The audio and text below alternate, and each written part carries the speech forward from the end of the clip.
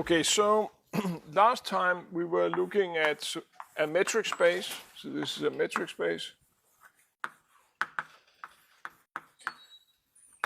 And we looked at what we called open subsets. So open subsets.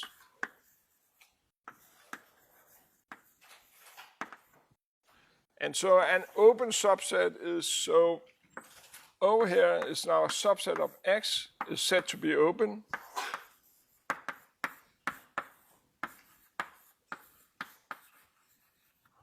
If for all X in O, there exist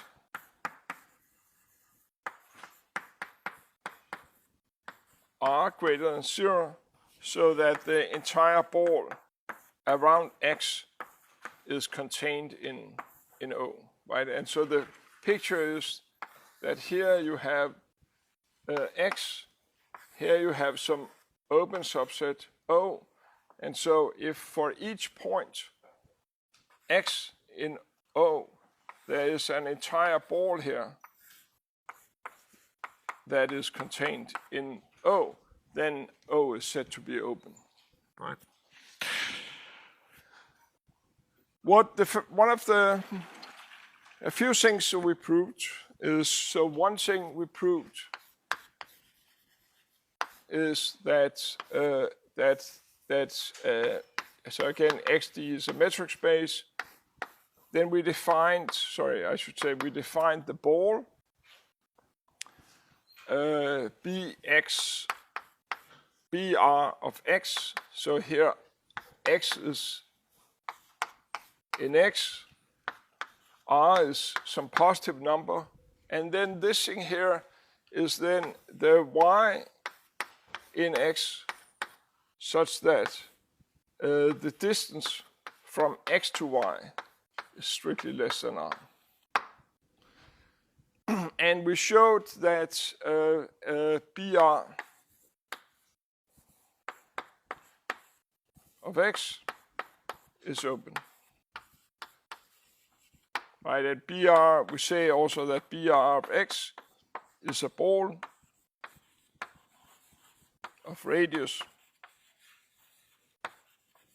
R centered at X.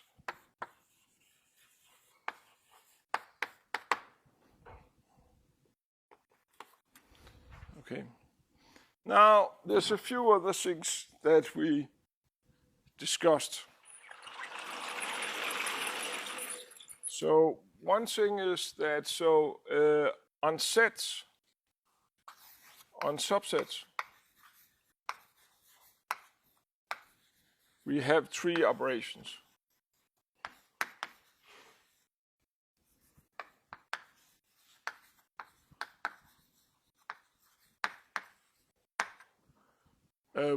One is intersection.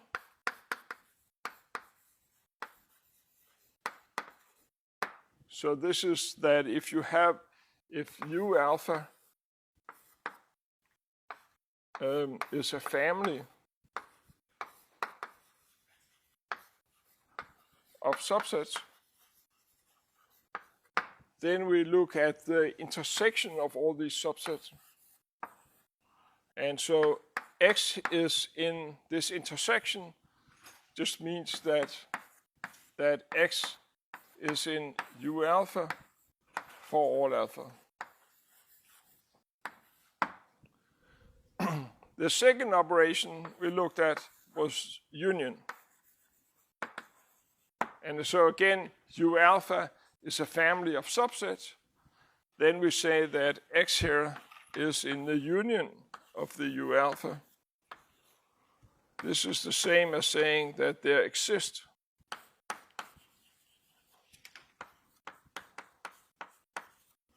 alpha such that X is in U alpha. And the third thing the third operation we have is that if you have a subset, capital U, then we have the complement. So the complement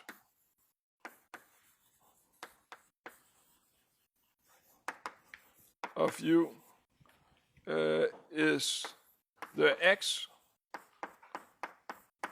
such that X is not in U, right? That's a complement. And so there was these three operations on subsets, right? And why this is relevant here? This is relevant because if U alpha, so we have the following lemma.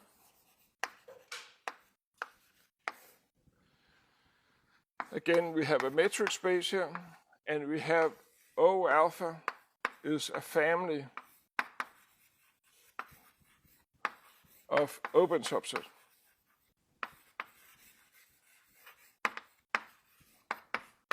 Of X, then the union is also open. Okay. Now, why is this the case? Well, it's the case because if X here is in the union of the O alpha, then this means that there exists alpha such that X here is in O alpha, right? But since that O alpha is open, this means that there exists, so not only is X in that, but there exists R. That depends on X and alpha. Are positive, so that the whole ball here, so that the whole ball centered at X is contained in U alpha, O alpha, sorry, right? But if it's contained in O alpha, then this implies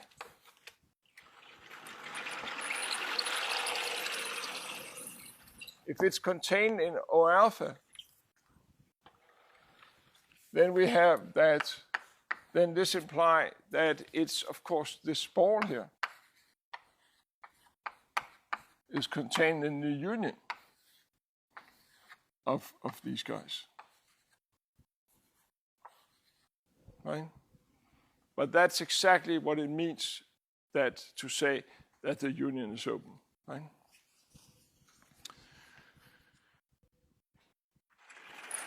The other lemma related to this is,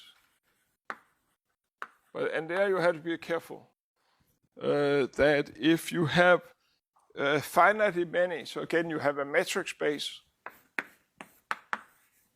and O1 up to On are finitely many,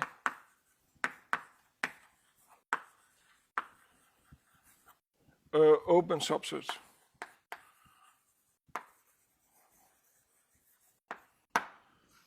If you have finitely many open subsets, then the intersection of these is also open.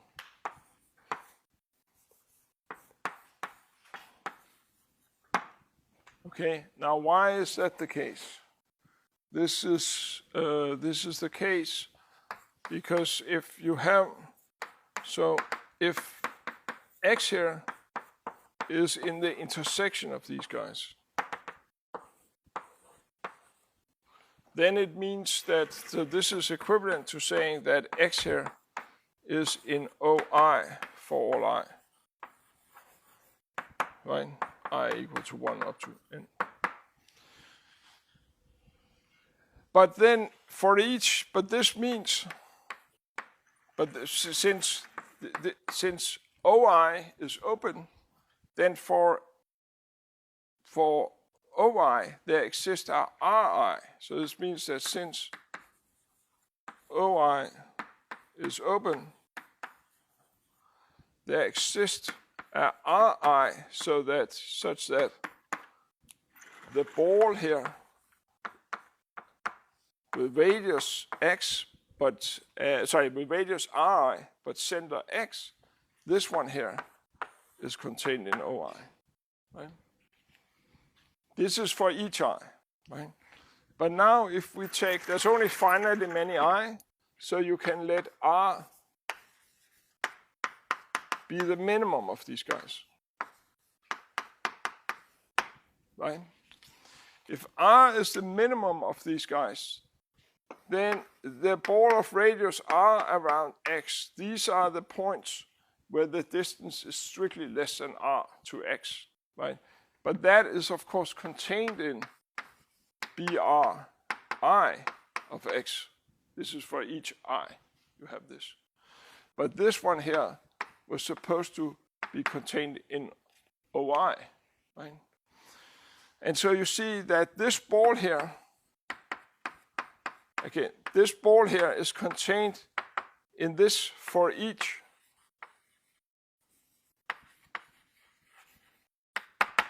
eye. So this means that this ball must be contained in the intersection of these guys. And I'll just write it out again, just emphasizing that I'm only doing this for finitely many O's, okay? So, and that's exactly what it means that the intersection is open. Right? And again, you know, you could draw a little picture here. It might be helpful to draw a little picture. You have, you know, this here is O1. Here you have O2. And here you have O3. You have a point in the intersection. There's a ball here that is contained in this. There's a ball, another ball here, so that's contained in this. And there's a third ball, this ball here, so that's contained in that, right? And then you kind of look at the smallest ball. You know, you look at the smallest radii, you know, the minimum again of the radii. And that ball is then contained in the intersection of the tree. And the intersection of the tree is this. Yeah. Okay. Now, why do we have to be careful? Let me just remind you, why do we have to be careful here?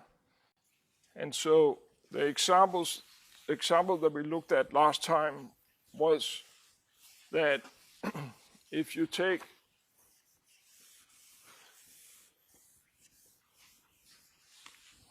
if you are on, so the example from last time is that if X here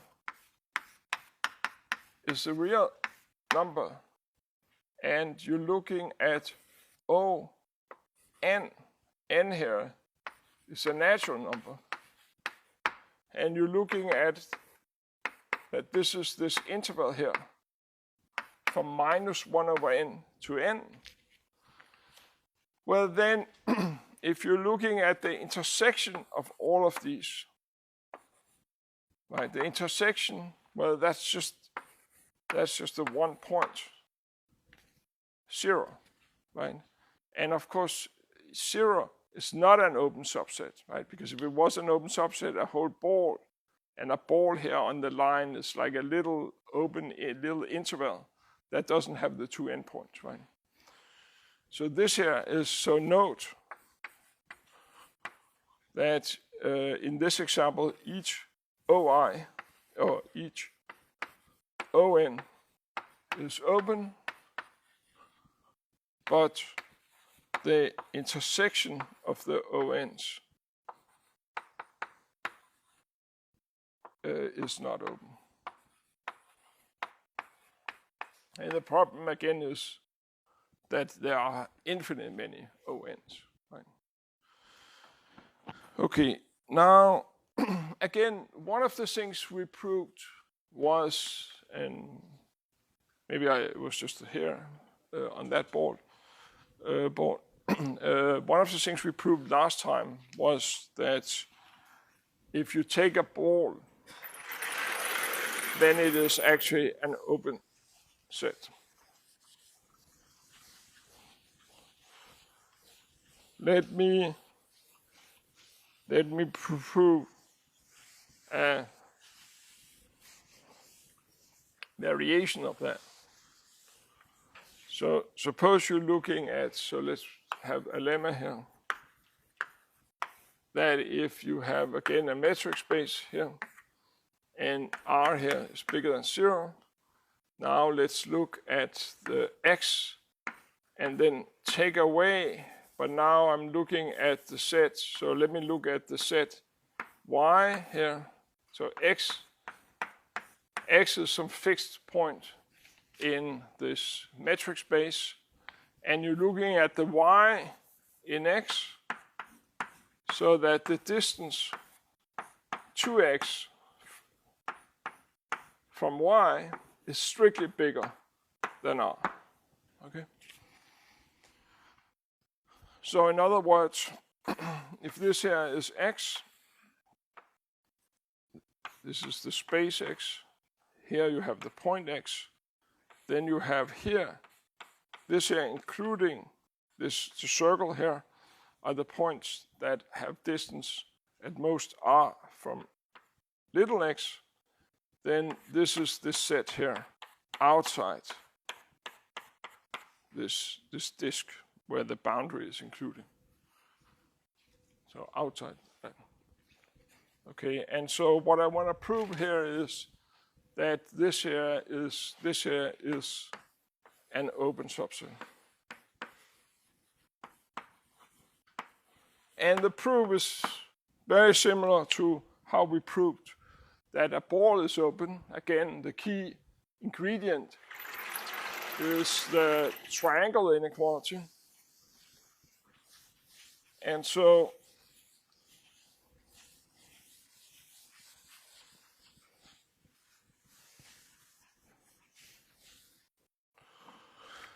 right, so let's try to prove that. So we take y here in this, let's call this set something, let's call it E. So suppose you have x here, y here in E. So this means that the distance from y to x is strictly bigger than r. I want to prove, right, so I have my picture here. This is x, this is this ball here, and then I have a y that lie outside it. And I want to find a little ball here around y that is entirely contained in the complement of this ball. And so I do the same that I did last time. We set, almost the same, not exactly the same, but so we set S here equal to, right, so the idea is that you're looking at this distance here. This distance is dxy. This part of it is r, right? And so it seems reasonable. This here, if this picture was right, then this thing here would be S, and this S here would be dxy minus r. So that's what I'm setting S equal to. And the first thing I notice that because this is strictly bigger than r, this thing here is strictly positive. And then I take set here in that ball. Now it's centered at y, which have radius s. And then I want to look at the distance to, and I want to estimate, so want to estimate from below.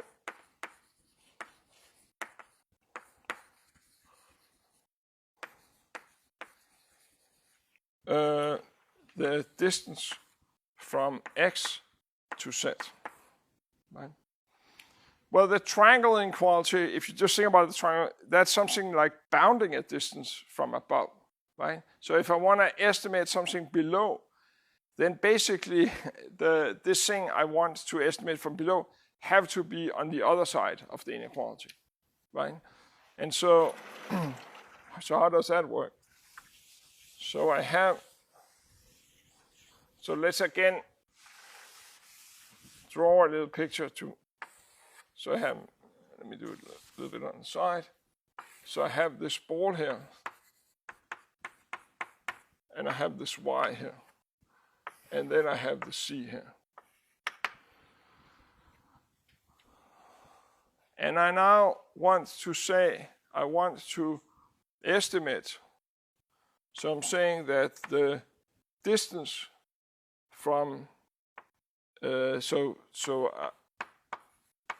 this is what I want to bound from below, right? And what I know is that this set here is, I know something about the distance to y, right? So this here I know, right? And so you see this thing here by the triangle inequality is now bounded by the distance from x to y, right? And I know that this thing here is less or equal to this here is the one I want to estimate. So I'm just leaving that. This one here, it's because z is in the ball of radius s around y.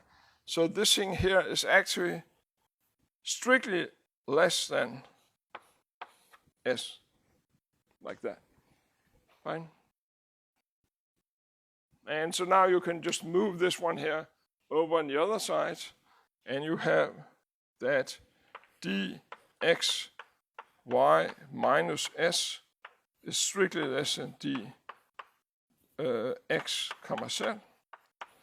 Now we have to fill in what s is. S is up there. So this thing here is this thing here is equal to, this is dx. I'm just copying that, but I fill in what s is, and s is dx y minus r. But you see those two cancel, and you're left with an r. And so you have that r is strictly less than this, which is exactly what we wanted to prove. And so again, you know, it was almost exactly the same proof that we had to prove that the ball was open. We're just using here, you know, the thing is, what we're using here is that, again, we're using that the triangle inequality is like you're bounding some distance from above. And so you kind of have to use it the other way, right? With having the things that you want to bound from below on the other side of the inequality. Okay, so the next thing is then, and we talked a little bit about that last time, the next thing is closed subsets. So this may seem like a triviality because it's defined sort of in a way trivially. So what is a closed, but it's actually a really useful notion. And yeah, and so this is, so a subset C is said to be closed. Again, X is a metric space. To be closed if the complement is open. So that's how you define a closed subset. And so again, as we observed, right, since the empty set and X are both open, the complement of the empty set is the whole set. So it means that X and the complement of the whole set is the empty set. It means that those sets are both open, are also both closed. Okay. Now, right, so now there is another way. You could have defined a closed subset another way. And this is because you have the following statement here.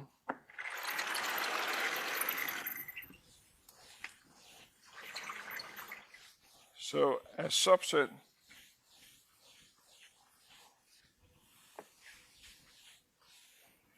you have the following theorem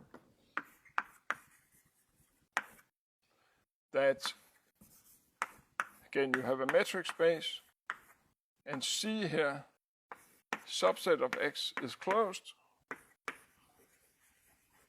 if and only if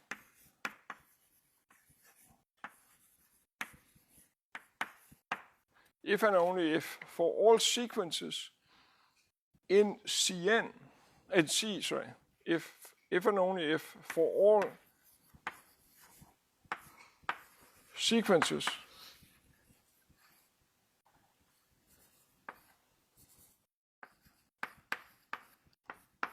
Xn where Xn is in C, if you have all sequences, all let's say convergent sequences,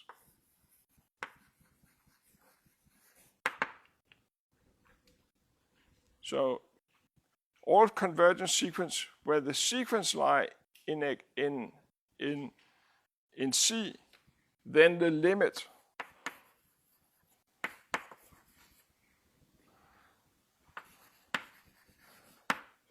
X is also in C. Okay, so I claim that if you want to check that a set is closed, instead of checking that the complement is open, you could check that, and this seems like if you were literally going to check it, right, on any given example, explicit example, you would never do it this way. But it's very useful for proving things, okay?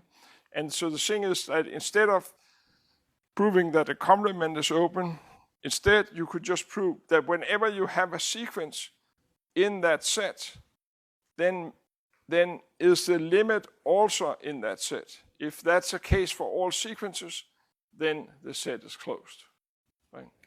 And so we need to, so let's try to prove that. And again, it's useful, it's sort of useful, theoretically, but in practice, this would be totally useless.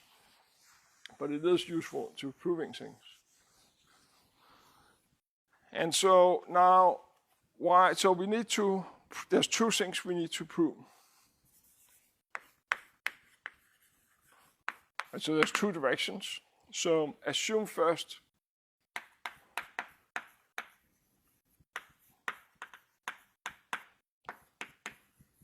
that C is closed.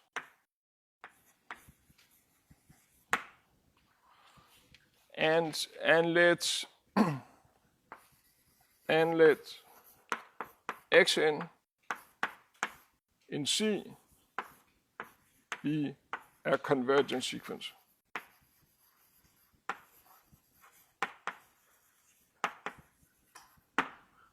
We want to show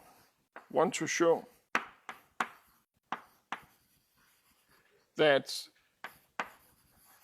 the limit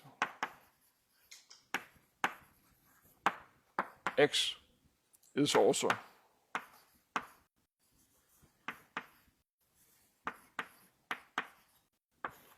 in C. Okay. Now, since Xn converts to X, then for all R greater than 0, there exists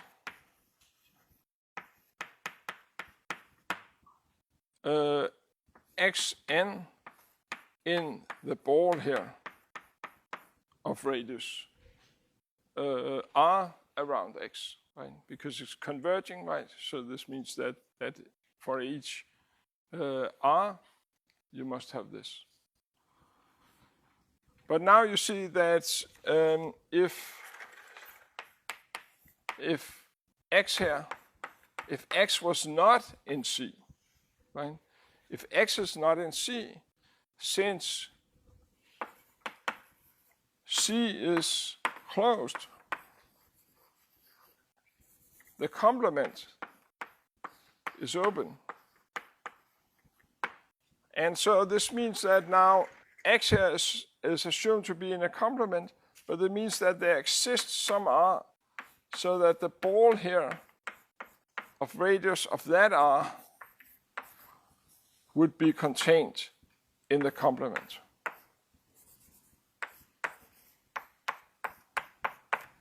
Right? But the complement, but this means that there is no xn in that ball, right? Because all of the xn's are in C, right? And this here is entirely contained in the complement, right? So you see that, so this is the contradiction, right? So if it is closed and you have a convergence sequence, that sequence is lying in this closed set, then the limit must be also contained in the set, right? Because otherwise there would be like the limit would lie outside and there would be a little ball centered at that. So there was no element in the sequence that was in that ball, but then that sequence couldn't converge to the center. Right? And the other thing, so this is one direction. The other direction that we need to prove is that if, and this is, again, you know, it's useless. You would never go about to prove that a set is closed in an example, but it is useful sort of more theoretically.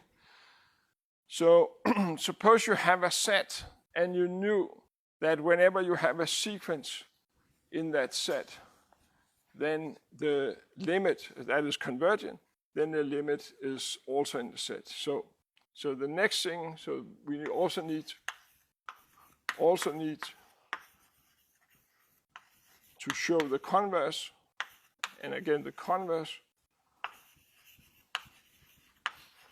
So we need to show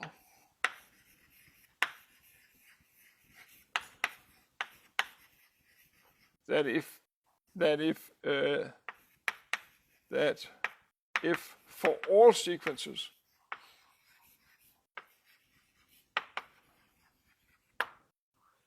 xn which lie in C and is convergent,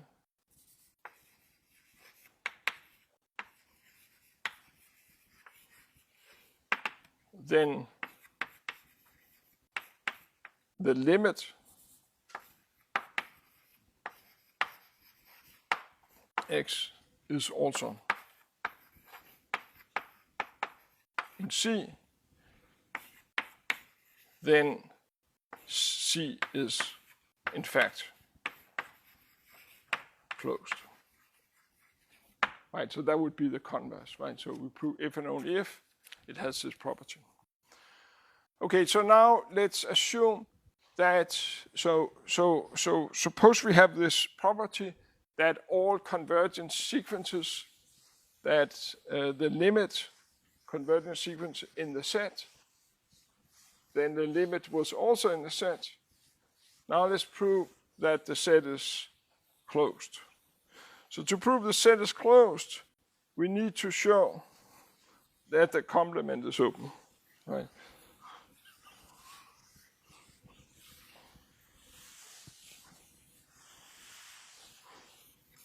So we need to show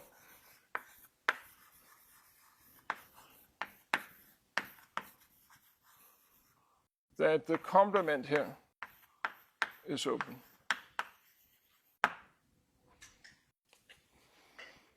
So take x here in the complement.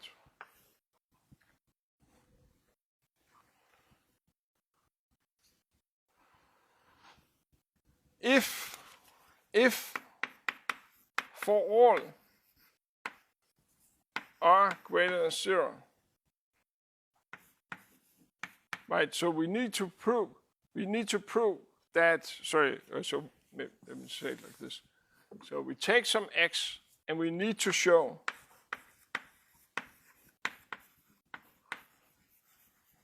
that there exists some r strictly bigger than 0, so that this ball here is contained in the complement. Right? That's what we need to prove. We need to prove this for each x in the complement. Right? Now suppose that if this was not the case,